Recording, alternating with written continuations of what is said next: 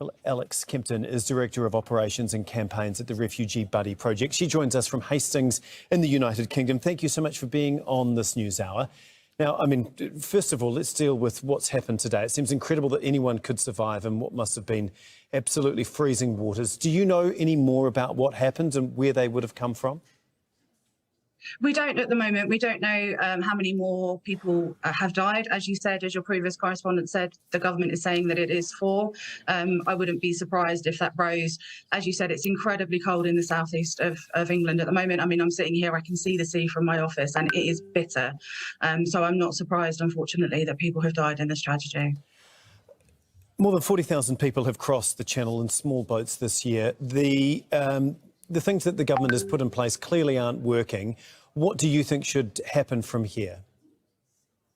Well, this is a very simple way of stopping these boat crossings, which I will just say are not illegal. It's not illegal to cross the Channel if your aim is to seek asylum.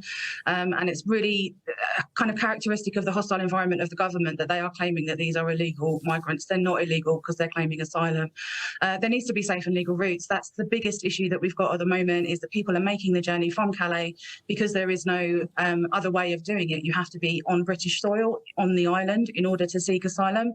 And there's no fast tracking from Calais. There's no centre in Calais where you can claim asylum, so people have no choice but to make this journey. And that is the single biggest thing that the government could do in order to prevent people having to risk their lives.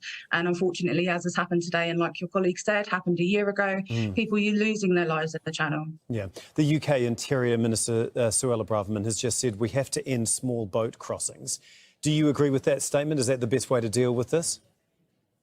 I absolutely agree that we should stop small boat crossings, but I think I'm probably coming at it from a slightly different angle to Suella Braverman. I think we should be stopping them because they are inhumane.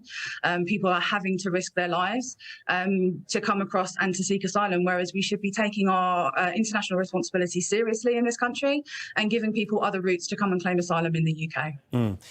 Just heard the tragedy was predictable and inevitable. That's the criticism against the UK government. Do you think that the UK government has failed at this so far? Absolutely, they failed, and they failed a year ago when we lost 27 people in the Channel, not far from here, and they failed again today, and they will continue to fail until they open proper, accessible routes for people to come into this country. The rhetoric around opening safe and legal routes, for example, from Afghanistan. Our organisation is currently working with Afghan men who have made that journey across the Channel by boat because there is no other way for them to get here. And if the government was serious about cracking down on small boat crossings, then that is the most effective way of doing it. OK, we'll have to leave it there. Thank you so much. That's Alex Kempton from the Refugee Buddy Project in the United Kingdom.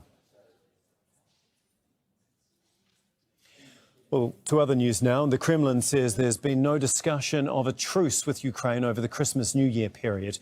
Russia